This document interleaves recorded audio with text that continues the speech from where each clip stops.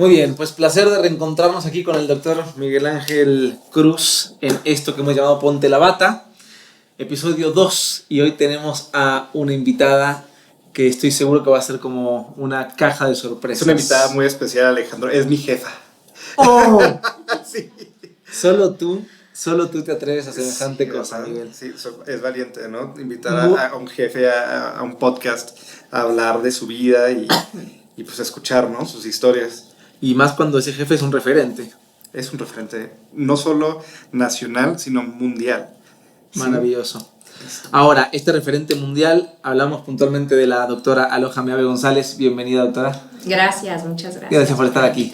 Feliz de estar aquí. Qué bueno. Pues vamos a pasarla bien un rato y sobre todo queremos aquí seguir cumpliendo con el objetivo que tenemos en Ponte la Bata, que es que muchos médicos y médicas que están a lo mejor en etapas que tú ya pasaste hace largo rato en tu experiencia, están añorando entender cómo se llega a esos lugares, cómo accedes a estar en un instituto nacional, cómo accedes a convertirte en un referente para una persona que trabaja contigo, ¿no? O sea, queremos como escuchar esa historia y entendemos que en esa historia habrá momentos muy felices o que añoras en tu baúl, ¿no? Ajá, y algunos que dices, Dios mío, no quiero volver a esa etapa, ¿no? Entonces conocer un poco de eso creo que va a ser muy bueno para la gente que nos escucha. Muchos son médicos, muchos no, entonces creo que es interesante desde todas las aristas. Claro. Y bueno, pues Miguel, como que esto va a ser... Sabemos que es la doctora Aloja Meave, pero ¿qué tal, doctora? ¿Por qué no se presenta? ¿Quién es usted? ¿Cómo llegó aquí? Muy bien, pues muchas gracias. Primero, feliz de estar aquí porque al doctor Cruz, Miguel Ángel Cruz, le tenemos un gran cariño y me siento muy orgullosa de él. Ah, qué bonito. Entonces, bueno, yo soy médica radióloga. Yo estudié medicina en la Facultad de Medicina de La Salle y después hice la especialidad en imagen, en aquel entonces era radiología, en el Instituto Nacional de Ciencias Médicas y Nutrición. En aquella época era el Instituto de Nutrición, Salvador Subirán. Ah, perfecto. Hice ahí radiología y después tuve un interés muy particular por el área de la resonancia magnética, que la resonancia magnética, estoy hablando de hace aproximadamente unos más de 25 años, era la época del boom de la resonancia magnética. Estaba yo muy interesada en esa área, en particular en abdomen, por supuesto, por la tendencia que tenía del Instituto Nacional de Nutrición. Pero resulta que tengo cierta particular tendencia hacia la cardiología por un tema familiar. Y entonces, en una ocasión fui a un americano de cardiología a la reunión y tuve la oportunidad de ver a un profesor hablar de resonancia magnética cardiovascular. Ese profesor era Dudley Pennell, que después fue mi maestro. Wow. Entonces fue impresionante cuando ves la imagen de la resonancia magnética en donde lo que veíamos eran estructuras. Cuando vi la primera vez en esa reunión la resonancia magnética de corazón y el análisis funcional de las cavidades cardíacas, la verdad es que me impresionó muchísimo.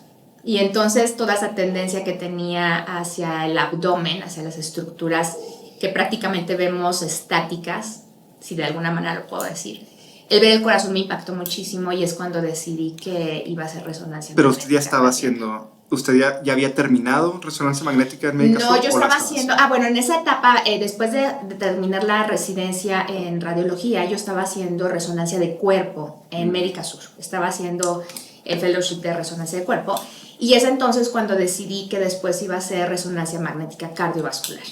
Oh, qué padre. O sea, pero fue directo, o sea, no trabajó, no estuvo trabajando, sino acabó el fellow de rezo en cuerpo y se fue directo al fellow. Prácticamente sí, porque terminé resonancia de cuerpo, que fue un año, y después me quedé un tiempo ya trabajando como adscrita en aquel entonces, y después me fui a hacer resonancia magnética de corazón. En ese momento coincidió de manera muy afortunada con que el director del Instituto Nacional de Cardiología, quien conocía muy bien, que era el doctor Faussatier, me llamó justamente. Sabía que yo estaba haciendo resonancia magnética en aquel entonces y bueno, él era un hombre con gran visión, que siempre lo que necesitamos son personas con esa visión, que saben no lo que está ocurriendo ahorita, sino lo que debe de suceder. Eso es algo que me impresiona mucho, esas personas que tienen esa facultad.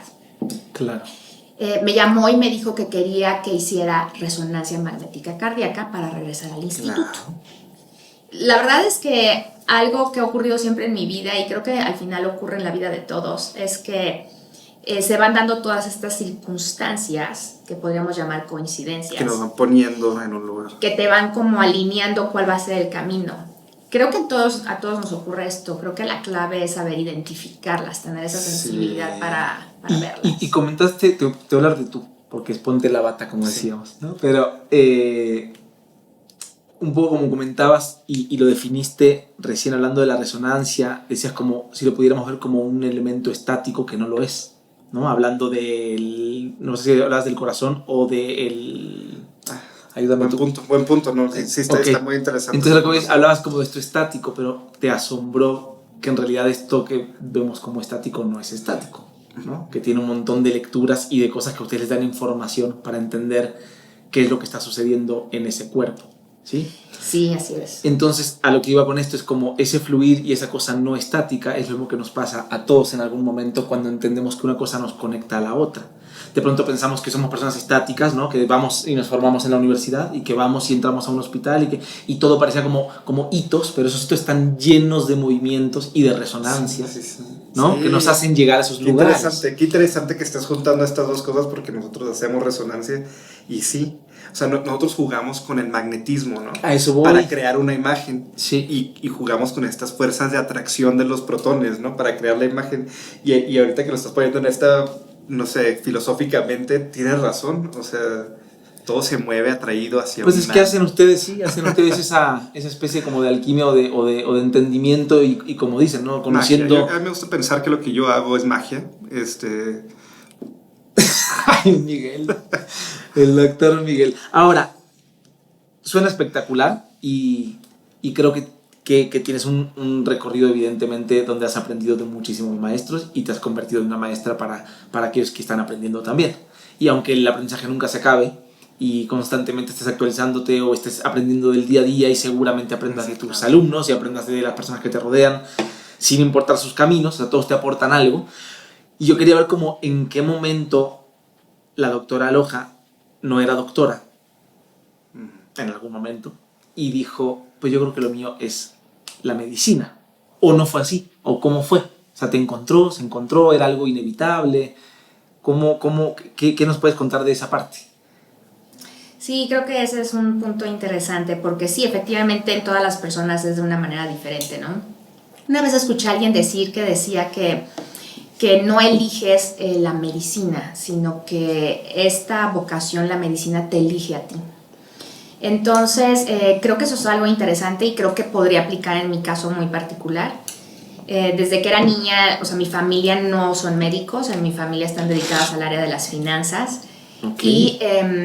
Y la verdad es que fui yo la primera persona desde que era muy niña, creo que desde que tengo recuerdos de mi infancia, siempre pensé que iba a ser médica. Wow. Esto creo que es algo interesante. Nunca pensé que iba a ser cuando eres niño y que piensas que tendrías facultades para otras cosas. En realidad, en mi caso, siempre pensé que iba a estudiar medicina. Y creo que mis padres lo asumieron de una manera como muy natural, sí. Y siempre fue como el camino. Entonces, conforme vas creciendo, cuando terminé la preparatoria, todo estaba destinado a que empezamos a averiguar cuál era la mejor facultad de medicina y cuáles eran las opciones, pero no tenía una relación. Mi relación más cercana con la medicina era mi pediatra, que esa es una historia muy interesante. Entonces, en realidad se fue dando de manera muy natural y es así como al término de mi escolaridad, entonces voy a ingresar a la Facultad de Medicina y se dio muy natural e ingresé en este caso a la Facultad de Medicina de La Salle. Wow. Y ahí fue en donde hice mi carrera. Ahora, doctora, esa es la historia de cómo decidió usted ser médico. Pero, o sea, el ponerte la bata para nosotros es algo un poco más filosófico, ¿no? ¿Cuándo se dio cuenta que esto era lo suyo? ¿Cuándo a lo mejor vio un paciente, dio un diagnóstico y fue acertado y cambió la vida de alguien? Y a lo mejor en ese momento dijo, pues soy la doctora Loja. Soy la doctora Loja. Y Abrams. Sí, ese también es un tema interesante. Creo que si trato de pensar a través de todos estos años que tienes de recorrido durante la facultad, Quizás en mi familia no había médicos, pero creo que tengo una familia en donde el tema de la empatía, la solidaridad y el servicio es muy arraigado desde la época de mis abuelos. Entonces, pienso que quizás eso influyó en la decisión de esta carrera. Y sí, creo que sí hay un punto clave que recuerdo y que siempre se los platico a todos porque me marcó de una manera muy particular. Y es cuando estaba haciendo yo mi servicio social. El servicio social es el año que haces al término de la carrera, al término de la facultad, haces un año de servicio social. Y en mi caso muy particular lo hice en el Instituto Nacional de Cardiología, fui muy afortunada. Lo hice en el Departamento de Endocrinología a cargo del doctor Posadas en aquella época. Y hubo un evento que me marcó en particular, una circunstancia, en donde mis profesoras, grandes endocrinólogas en aquel momento, me asignaron el tener una consulta con un proyecto que teníamos de pacientes con dislipidemia familiar y que tenían las grasas en la sangre elevadas. Y yo seguía a estos pacientes y entonces tenía que verlos periódicamente, diario veía un número de pacientes, 10 o 7 pacientes diario. Y un día vi a unos pacientes, y voy a narrar la historia, voy a tratar de hacerlo lo más breve posible, y vi al paciente. El Instituto Nacional de Cardiología, sí quiero señalar que pertenece a los institutos de salud. Estos institutos de salud pertenecen al sector salud, y estos institutos atienden a la población que no tienen acceso a ninguna otra institución de salud, es decir, no tienen seguro social, no tienen ISSSTE, no tienen absolutamente nada. Entonces atendemos a una población vulnerable en el tema económico, a eso me refiero. Entonces tuve un día a un paciente. Estos pacientes, nosotros lo que yo tenía que hacer era analizar cómo estaba en esta consulta, el control de peso, cómo estaban sus grasas, y lo que noté fue que había aumentado de peso de manera importante después de que habíamos bajado bastante, y noté que sus laboratorios también estaban alterados. Entonces mi responsabilidad era ver qué había ocurrido de una consulta a otra en 4 meses. En 4 meses. Así es, en 4 meses. Ya me lo imagino, ¿no? ¿Qué comió? Sí, ¿qué fue lo que ocurrió? ¿Qué fue lo que comió? Y entonces resulta que este paciente era agricultor en el Estado de México, en una población rural. Y entonces cuando converso con él, yo le pregunto, que es la pregunta que hacía a todos los pacientes, bueno, necesito que me diga usted cuántas tortillas está comiendo al día. Y me dijo que se comía 14 tortillas, lo cual pues me llamó mucho la atención, y en ese momento le dije, no puede ser que se coma usted 14 tortillas. Entonces me explicó, le dije, a ver, vamos a hacer el análisis de qué desayuna, qué come y qué cena. Y entonces me platicó que él se paraba a las 4 de la mañana y desayunaba en su casa y comía tortillas con frijol y café. Ese era su desayuno. Después se iba al campo y a la 1 de la tarde volvía a comer y comía tortillas con frijol y chile. Y después en la noche regresaba a su casa y comía tortillas con frijol y quelites. Entonces cuando me narra esto él, me dice que cuando él bajó de las 14 tortillas, bajó a comer únicamente 5 tortillas, empezó a sentirse muy mareado. Uh-huh. Y entonces es en ese momento, en esa consulta, en un consultorio pequeñito del Instituto de Cardiología, cuando en ese momento hice conciencia de cuál es la realidad de nuestro país. Y lo que me estaba narrando ese paciente era la realidad de este país. 50%, 60% de nuestra población vive en pobreza extrema.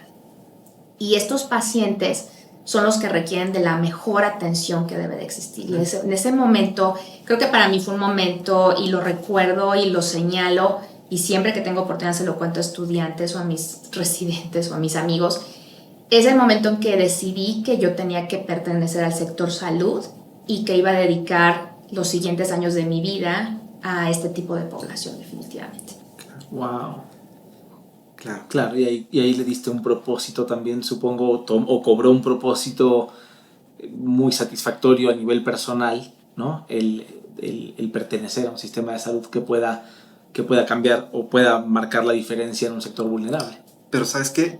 O sea, no estamos hablando de cualquier institución de salud, ¿eh? O sea, y esto lo hablo yo porque yo he estado ya, yo he trabajado ya en varias, ¿no? y no las voy a mencionar porque pues, podrían ser un poco más deficientes, ¿no? Pero el Instituto Nacional de Cardiología, o sea, se da la labor de dar la mejor atención, y te digo, o sea, en tanto tecnología como en el personal humano que puedes tener. O sea, yo estoy totalmente impresionado de cómo es el instituto, ¿no? O sea, la gente es increíble y la atención médica es del nivel más alto que te puedes encontrar, ¿sí? O sea, sí, o sea, está comparable con cualquier hospital de cualquier parte del mundo, ¿no? O sea, no le pide nada a nadie. Wow. Súper interesante. Y entonces comía 14 tortillas por día y lo que había cambiado en él era que cuando bajó para poder regular su peso, su nivel de grasa o tal, no se sentía bien porque su cuerpo ya funcionaba con este tipo de alimentación. Lo que pasa es que nuestra población no tiene acceso a la proteína desde su infancia más temprana. Entonces, ¿qué ocurre? Pues estas personas, o sea, lo único que tienen acceso es al maíz. Por eso el maíz, el frijol, porque lo que come nuestra población es el maíz y el frijol que ellos mismos cultivan. Entonces, esa es la realidad del país. Es decir, la gente no come carne, no come pollo, no come huevo. ¿Y qué ocurre? Que pues sin la proteína no hay manera de que tengan un desarrollo incluso neurocognitivo adecuado. Claro. Es decir, ¿por qué la gente no estudia más? Además de que no tiene acceso a la educación, porque no existe un desarrollo cognitivo adecuado cuando nuestra población no tiene acceso a la proteína. Y esa es la realidad de nuestro país. Sí, es algo complejo, y Mariana, que es nutrióloga, seguro también lo está pensando, ¿no? Sí. Doctora, entonces, en este momento, con esta consulta, usted dijo, o sea, no solo voy a ponerme la bata, sino en sector salud. Voy a dedicar mi vida a este tipo de pacientes, a este tipo de institución. Y usted nos comentaba, el doctor Ati le pidió que usted estudiara resonancia magnética, cardíaca. ¿Dónde hizo esto? Sí, en realidad todo, como les comentaba, coincidió. O sea, la verdad es que en mi vida he sido muy afortunada, creo, y definitivamente todo ha ido coincidiendo porque todo ocurrió de manera simultánea. Tuve la oportunidad de ser aceptada con el doctor Dudley Pennell, que es un gran profesor del desarrollo, la resonancia magnética. O sea, el doctor que vio en la conferencia, que fue lo que le había animado, tuvo la oportunidad de ir a estudiar con ese mismo. Así es. Unos meses después tuve la oportunidad de verlo en Viena, justamente en una reunión, en una cena a donde asistí, y conversé con él, y en esa etapa aceptaba muy pocos fellows, y entonces me fui con Pennell al Royal Brompton en Inglaterra y estuve con él. Al regreso al instituto, todo se va acomodando. Justamente tenía 2 meses de haber llegado la primera resonancia magnética cardíaca a México, y era en el Instituto Nacional de Cardiología. Ya teníamos el equipo listo. Entonces, en ese momento el reto fue conformar un grupo para poder trabajar en un área que nunca se había trabajado en nuestro país. Wow. Hace poco tuve una conversación con una doctora, que es la doctora Gabriela, no me acuerdo del apellido, no quiero decir, pero trabaja en el Instituto Nacional y es la coordinadora de la parte de cardiología pediátrica, lleva la parte de trasplantes. Así es. Y me contó que hace pocos días hicieron el tercer trasplante. Sí. Así es. De niños. Estuve hablando con ella y literal tuvimos una llamada a las 7 de la mañana por una cuestión que estábamos viendo justo del podcast, y me dice, es que vengo saliendo del trasplante. Y yo le digo, no, pues nos hablamos otro día, ¿no? Me dice, no, claro que no hay problema. Le digo, ¿a qué hora empezaste? A las 12 de la noche.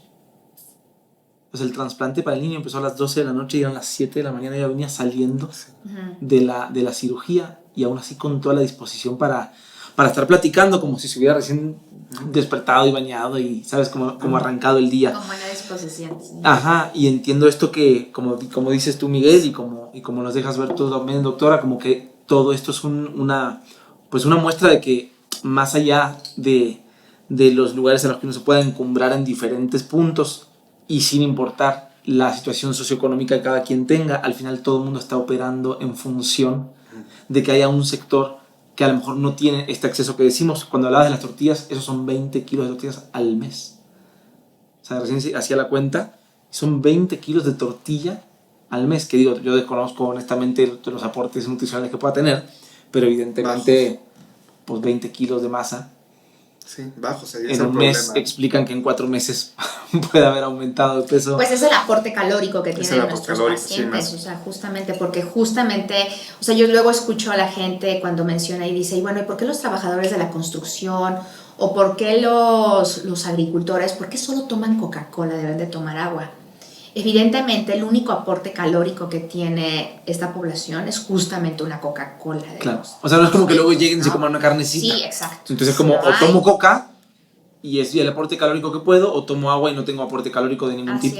Así es. Wow. Yo tengo apuntado por aquí. Dice, bueno, médica radióloga, que ya sabemos, subespecialista en imagen cardiovascular, correcto. Jefa de la unidad de resonancia magnética cardiovascular del Instituto Nacional de Cardiología. Si nos vamos unos 6-7 años atrás, más o menos, por lo que he leído, y si no es así me puedes corregir, no hay ningún problema. Impulsora de Mujeres en Medicina, que es un foro de discusión para el liderazgo de las mujeres en el sector de la salud. Recién platicábamos que cuando nos vamos unos años atrás, decimos, bueno, fue hace, no sé, hace tantos años, hace 20 años, y nos imaginamos 1980. Y estamos en 2024, o sea que en realidad 20 años atrás era 2004. Hablando de hace 6-7 años, es muy reciente. Sin embargo, ahí estábamos hablando de otro contexto sociocultural, donde empezaba a permear evidentemente el tema del rol de la mujer como una imperiosa necesidad de replantearnos qué lugar tenemos todos en la sociedad y por qué hace falta manifestarse y por qué hace falta una lucha, o sea, una lucha contra qué, por qué el sistema funciona como funciona, entre otras cosas. Pero para ir al punto, primero me llamó la atención positivamente saber que además de todo esto que tienes en el campo del conocimiento, lo llevas además con un propósito que te lleva a querer colaborar en un sistema de salud que acoja a un sector vulnerable, pero además incitas al resto de la población a pensar en el ámbito de la salud cuál es el rol de la mujer. Doctora, concretándolo en una pregunta o en un diálogo, quiero saber de dónde nace esta invitación o este compromiso tuyo hacia ese diálogo de las mujeres y cuál es el rol que veías hace esos 6-7 años, esa necesidad, y cómo lo ves hoy, si evolucionó de alguna manera o no, si crees que realmente las cosas han ido para adelante o si es más lo que se percibe que lo que es. Buen punto. ¿Cómo podemos, entendiendo que nos escuchan todo el tiempo hombres, mujeres, médicos, no médicos, qué me cuentas de esa etapa? Sí, bueno, algo que ocurrió en ese momento, hablando de coincidencias, hace justo 7 años, resulta que siempre tuve como un interés muy particular. Algo que yo siempre sugiero es que nos tenemos que salir muchas veces de la caja en la que vivimos. Y a veces algo que nos ocurre es que solo convivimos, por ejemplo, dependiendo del rol en el que nos movemos, o con médicos, o con artistas, o con diferentes ámbitos en el cual nos desarrollamos profesionalmente. Y creo que algo muy importante es el salirnos de esos espacios, salirnos de esas zonas de confort, que al final son zonas de confort. Claro. Y conocer otros ámbitos. Hace 7 años, algo que ocurrió en mi vida, algo muy importante, es que tuve la oportunidad de hacer un programa de alta dirección en el IPADE. El IPADE es la escuela de negocios más importante en Latinoamérica. Y este fue un programa de 1 año, es un programa en el cual te expones con otro grupo de profesionistas que están en diferentes ámbitos y en particular muy pocos médicos en este tipo de programas. Y entonces hice este programa es un programa de alta dirección en donde te exponen a diferentes áreas de lo que es el negocio y sigue esta teoría del estudio de los casos, que es de la Universidad de Harvard, en donde lo que te dedicas a hacer es estudiar casos con un grupo de expertos en diferentes ámbitos financieros, recursos humanos. Y casos aplicados a la resolución directiva. Exactamente, Okay. Justamente. Creo, estos yo siempre los sugiero, siempre que tengamos la oportunidad de tomar este tipo de programas, independientemente del ámbito en el que nos movamos, son básicos estos programas. Tuve la oportunidad de ir a este programa y bueno, conocí a personas maravillosas y ahí puedo decir hoy a mis mejores amigos hoy, que no tienen nada que ver con la medicina. Wow. Y cuando curso este programa tuve oportunidad de conocer a una profesora que fue quien fundó en el IPADE el grupo de interés, el grupo de investigación de la mujer en el ámbito del liderazgo empresarial. Perfecto. Que es la doctora Bernal. Y resulta que esto fue algo muy interesante porque entonces empiezo a asistir a este tipo de programas de mujeres, empiezo a conocer a mujeres empresarias y empiezo a hablar mucho del tema del liderazgo en estas áreas. Algo creo que aquí muy interesante es que en particular en la medicina y en particular en nuestros países, no solo en México, en nuestros países en Latinoamérica y en el mundo en realidad, las mujeres no somos una minoría en el ámbito médico, al contrario, se habla mucho de la feminización de la medicina. Hoy algo que ocurre cuando analizamos los datos de la Facultad de Medicina de la UNAM, que es quien produce la mayor cantidad de médicos en nuestro país, el 70% de los egresados son mujeres. 70. Pero esto no es algo nuevo. Cuando yo estudié medicina en La Salle hace aproximadamente 28 años y reviso, analizo a mi generación, el 50% éramos hombres y el 50% éramos mujeres. Es decir, no es algo nuevo, se ha ido dando, pero no es algo nuevo.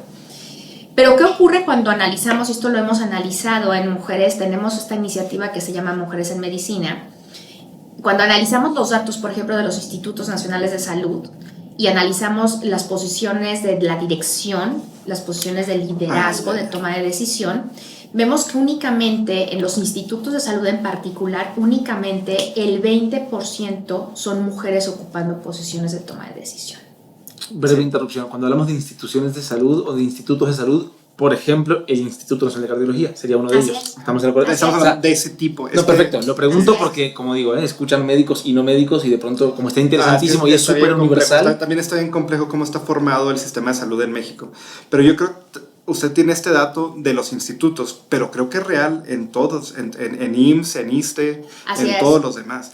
Vemos muchas doctoras, pero tiene razón en que no las vemos en puestos de dirección, ¿no? Entonces hablamos de imaginemos, entre un 70-30 o un 50-50, que son dos cifras que comentaste, y de esto, si entendemos que el 70 o el 50 promedio un 60%, solo el 20% ocupa un lugar de liderazgo, significa que hay un 40% de mujeres que predominaban en volumen, pero que quedan totalmente reducidas a la hora de un puesto de dirección.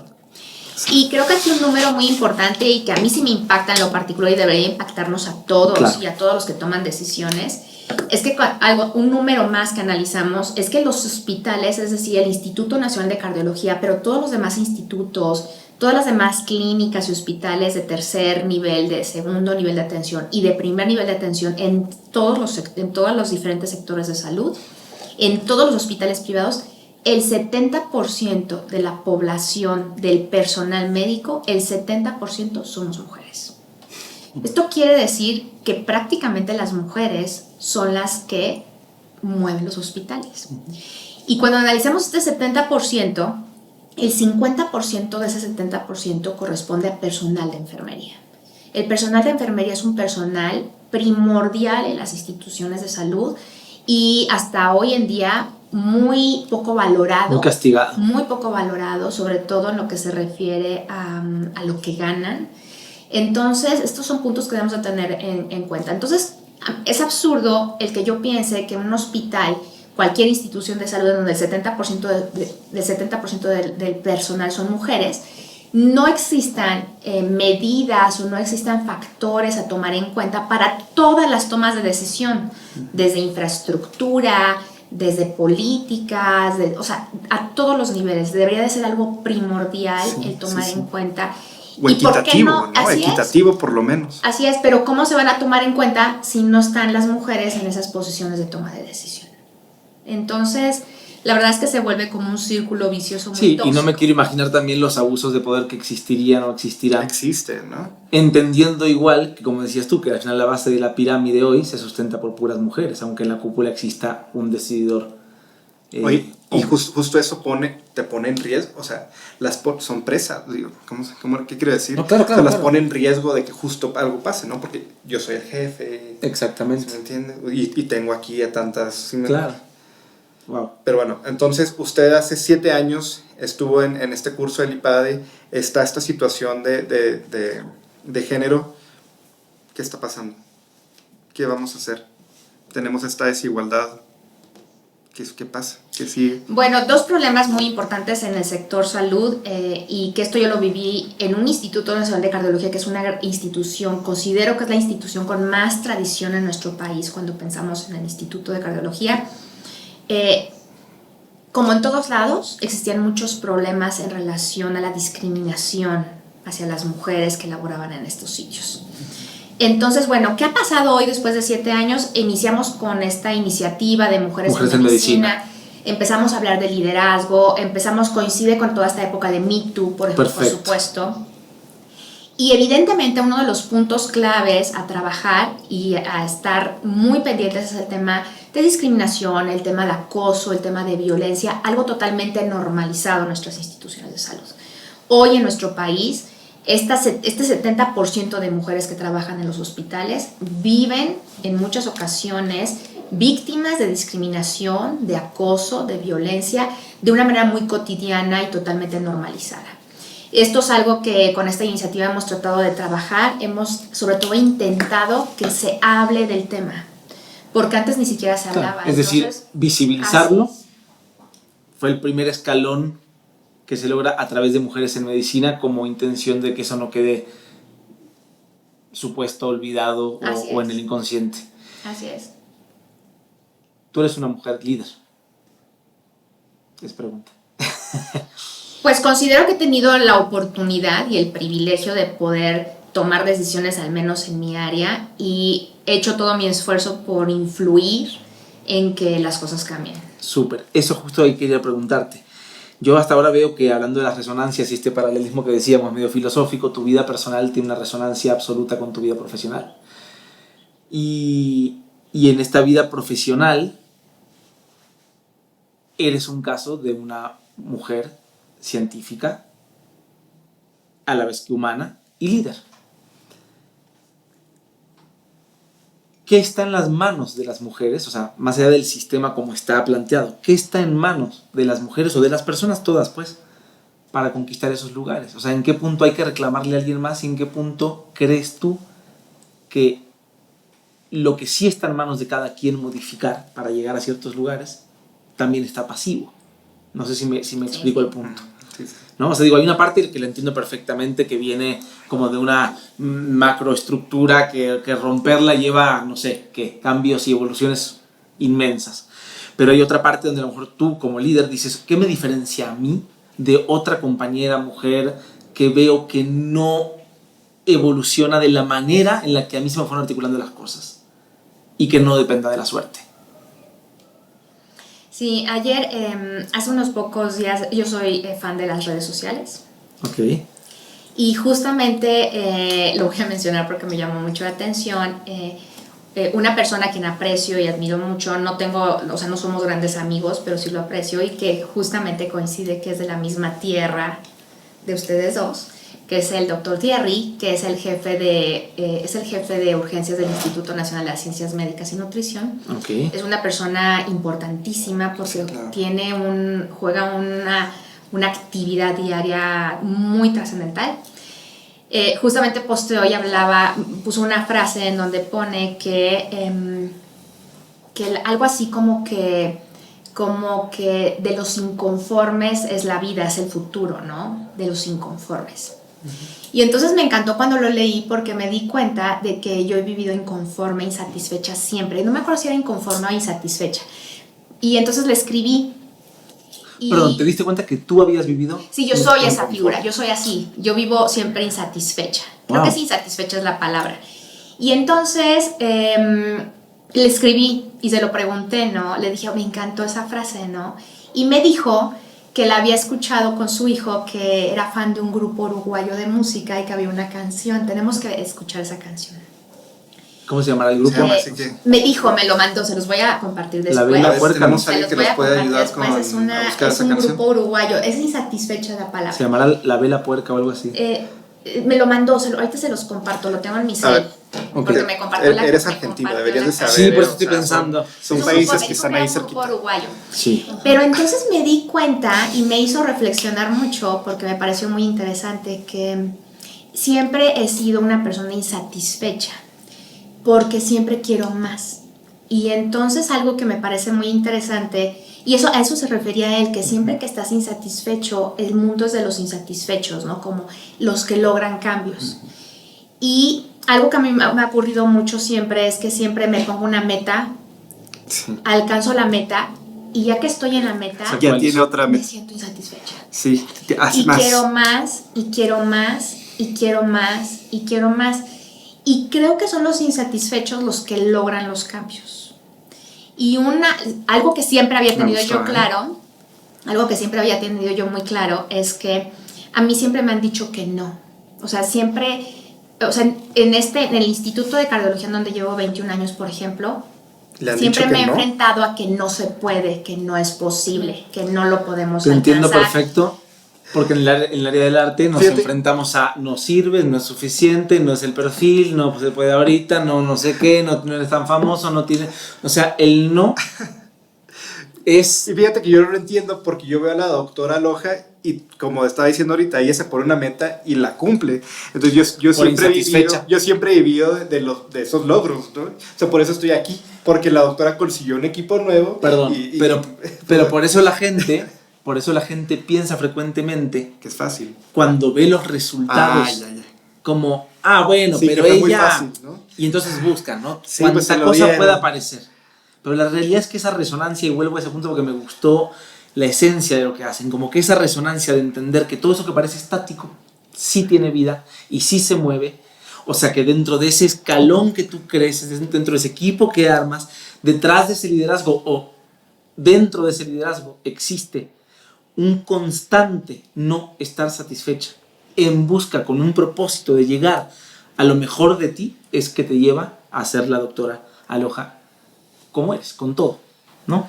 Eternamente insatisfecha. Esa es la realidad, eternamente insatisfecha. No nos queda mucho tiempo, pero está súper interesante esta plática, entonces para que no nos maten por allá, no quería dejar más bien de entender un momento, si puedes hacer esa reminiscencia a lo mejor un poco no tan agradable, pero ese momento en que dijiste, no me digas que esto también es ser médico, o sea, yo no quiero volver a pasar por esto nunca más, nunca.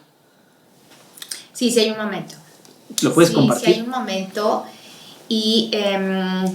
momento y que creo que no solo yo lo compartí. En realidad nunca he pensado en que me voy a quitar la bata, jamás, o sea, porque creo que yo no podría hacer otra cosa en mi vida. Cuando me pongo a pensar a qué otra cosa podría hacer, no me imagino haciendo otra cosa. Pues cafés. Sí, podríamos poner un café, ya lo hemos platicado. Vamos a poner un cafecito ahí, lonchecitos. Haremos un spin-off con la doctora de... Tenemos que hacerlo. Muy bien.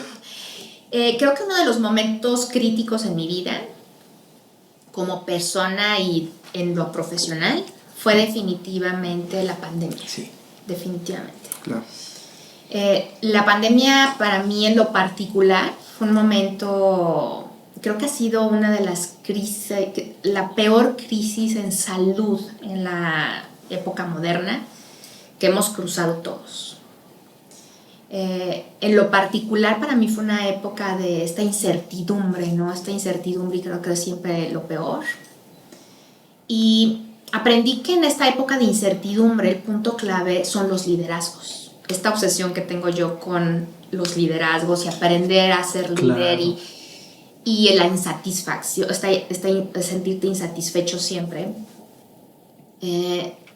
A veces cuando no está en tus manos la toma de decisión es verdaderamente frustrante. Es decir, los insatisfechos podemos sufrir mucho. Claro. Sí, no es un lugar cómodo en lo absoluto. No. O sea, el insatisfecho vives la frustración, el enojo, mucho, ¿no? Creo que eso algo ocurre. Y creo que jamás me he sentido tan enojada, tan molesta como en la pandemia, en nuestro país en particular. Y lo diré muy breve, porque en particular nuestro país fue una gran tragedia. Y considero que se pudieron haber evitado muchas muertes con la adecuada toma de decisiones. Y aprendí que el punto clave para tomar decisiones adecuadas es vivir en la realidad. Y a veces la realidad no es agradable, o sea, la realidad es muy cruda. Pero estoy convencida de que el líder tiene la responsabilidad de asumir la realidad, por difícil que sea, y el tomar decisiones basadas en la realidad. Y esa fue el no haber tomado decisiones adecuadas ante una realidad muy cruda, el que esto haya cobrado, esta pandemia haya cobrado tantas vidas humanas en nuestro país, el que haya cobrado la vida de tantos médicos, personal de enfermería, camilleros, laboratorio. Y ese fue uno de los puntos más frustrantes para mí, fue terrible para mí, yo lo sufrí mucho, yo lo viví en carne propia, tuve pérdidas muy cercanas, una pérdida grandísima de mi abuela, que era como mi madre, y esa fue mi pérdida. Entonces creo que solo los que tuvimos esas pérdidas, y creo que en particular nosotros, los médicos, como el doctor Cruz, que lo vivió también de una manera muy fuerte en su institución, nosotros sabemos qué fue lo que pasó. O sea, nosotros sí sabemos qué fue lo que pasó. Y sabemos quiénes fueron los que no tomaron las decisiones adecuadas. Entonces, eso es importante que se sepa, que nosotros lo sabemos, estamos conscientes. Y considero que ahora la responsabilidad es el hacer que, porque van a venir más pandemias, Sí. el que nuestra responsabilidad es el estar preparados. Esa es otra de mis obsesiones. Siempre tenemos que estar preparados para los diferentes escenarios que se puedan presentar. No nos puede tomar por sorpresa. Y quiero pensar que este no es el foro, evidentemente, pero quiero pensar que hoy que vivimos cambios en nuestro país, se van a tomar decisiones basadas en la realidad. Eso esperemos. Eso es un punto. Eso esperemos, y justo pues da la coincidencia que bueno, personas que van a estar tomando estas decisiones salieron del Instituto Nacional de Nutrición como usted. Entonces yo también tengo la esperanza pues que se tomen mejores decisiones. Y pues bueno, que esto no vuelva a pasar, ¿no? Que no nos agarre desprevenidos. Es algo que admiro siempre de usted, doctora, que siempre ve al futuro y le gusta estar prevenida. Y a veces a la doctora todavía me pregunta cosas y digo, ay, no lo había pensado, ¿no? Pero claro. qué bien. Y yo, doctora, con eso me llevo también una reflexión súper importante de lo que estás diciendo, y es que, hablando de los porcentuales que decías antes, si el 70, el 60, el 50, pero un porcentaje muy amplio. Pero al final, sin importar si somos hombres o mujeres, uno de los puntos críticos es que siempre hay un decididor acarreando a muchos pasivos. Entonces me parece que es súper importante no dejar de trabajar en nuestra sana insatisfacción, que nos acompañe y nos lleve a entender que no podemos vivir pensando que alguien más tuvo que haber tomado una decisión, porque todos podemos ser decididores y todos podemos ser líderes en algún momento. Si nos quedamos, una parte de la historia es aquel que en ese contexto tiene la responsabilidad no estuvo a la altura. Pero entonces en ese momento todos somos potenciales decididores. Así es. ¿No? Y es un poco lo que tú decías, que no nos vuelva a agarrar en curva, porque la próxima vez esa insatisfacción que leo de lo que estás contando, como esa impotencia de yo no tenía esa responsabilidad, pero si lo hubiera tenido, las cosas no tuvieron que haber sido así. Pero no te quedas ahí. Estás todos los días trabajando para que el día que aparezca otra circunstancia ya no agarre a la doctora Aloja habiendo pasado por una insatisfacción, sino que esté preparada lo suficientemente bien con un buen equipo para decir esto, aunque tengamos una persona tomando decisiones incorrectas, no nos vuelve a pasar. Así es, así es. Qué bonito. Pues, doctora, a mí me gustaría, pues, dos cosas, ¿no? O sea, que nos cerrara este podcast con un comentario, a lo mejor, un mensaje para quien lo esté escuchando, algo que tienen que escuchar para motivarlos, para darles ánimo. Y me gustaría, sobre todo, por su trayectoria, a lo mejor, pues comentar a alguna de las doctoras, internas, estudiantes de medicina que nos estén escuchando, como pues usted lo fue, como usted lo vivió, ¿qué mensaje les daría? ¿Qué mensaje nos quiere dejar hoy aquí en Ponte la Bata? Sí, bueno, creo que me gustaría decir que primero agradecer el poder haber sido invitada a esto. Me siento una persona verdaderamente privilegiada por poder hacer lo que más me gusta en la vida. Y creo que ya hablamos de mi parte en lo que se refiere al tema de mi desarrollo profesional en la imagen, que me fascina, Yo estoy convencida de que sin tecnología no hay manera de que avancemos en el área de la salud, sin inversión. Claro. Otro de mis temas importantes y mis grandes pasiones que ya hablamos, que fue el tema de liderazgo y de igualdad, o sea que creo que es un tema muy importante.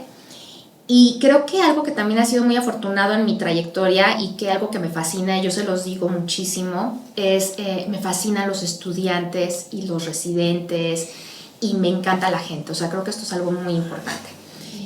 Uno de mis grandes maestros en la Facultad de Medicina y un amigo muy personal fue el padre Julio Roldán, un profesor de La Salle. Y se refería al privilegio que tenemos todos los médicos que estamos en instituciones de salud al estar todos los días con residentes y estudiantes de medicina y con gente más joven. Algo que me fascina y que a mí me llena todos los días es llegar al hospital y ver a los residentes y estar con toda esta gente joven, con los estudiantes. Me fascinan los estudiantes de pregrado y creo que este podcast va como muy dirigido hacia ellos. Y es un privilegio el poder enseñarles, pero también el poder platicarles estas historias de vida, ¿no? Estos testimonios. Y creo que primero les diría que si eligieron esta carrera o que si los eligió esta vocación, es entregar el 100%. O sea, no hay un momento fácil. Eso creo que es una realidad. Entonces sí hay que estar muy bien seguros. Una vez que asumieron la responsabilidad de haber tomado la decisión de dedicarse a esto, si están decididos, que nadie les diga que no lo pueden hacer, que no pueden alcanzar sus metas, que no tienen opciones. Yo lo que les diría es que siempre busquen a esa figura, a ese profesor, a ese mentor al que piensan que se pueden acercar y que los puede guiar. Porque así es como todos nos movemos. Es decir, yo así decidí hacer radiología porque tuve un profesor a quien admiré y que pensé, yo quiero ser como esa persona. Siempre busca esa figura como quien te gustaría ser. O sea, creo que todos es así como empezamos. Referente, esto, ¿no? Definitivamente. Creo que es muy importante el tener un círculo afectivo que te ayude. O sea, creo que es tu familia, son tus amigos, que sea un círculo positivo. Es decir, sí tenemos que buscar, sí tenemos que elegir con quién estamos. Es tan importante el elegir con quién estás. Y que nadie te diga que no puedes. Eso es el punto clave. Y la pregunta sería, ¿y vale la pena todos los sacrificios? ¿Y vale la pena todas esas fiestas familiares que te perdiste? ¿Y vale la pena todas las reuniones y cumpleaños de tus amigos que te perdiste? ¿Y vale la pena? Vale la pena 1000 si estás decidido. 1000. Y yo los invitaría a que siempre tengan como esa visión de que las cosas siempre pueden ser mejores, por pequeñitos que sean los temas. Todo puede ser siempre mejor, todo puede ser, puedes optimizar cualquier cosa en tu persona y en el entorno que te rodea y jamás te quedes callado. O sea, creo que en la vida no tenemos que ser testigos de cómo pasa la vida, sino que tenemos que ser protagonistas de la vida. Y solo al ser protagonistas nos vamos a divertir más y vamos a lograr cambios y que no se conformen con ser testigos de lo que pasa alrededor, sino que tengan un papel protagónico. Me gustó mucho.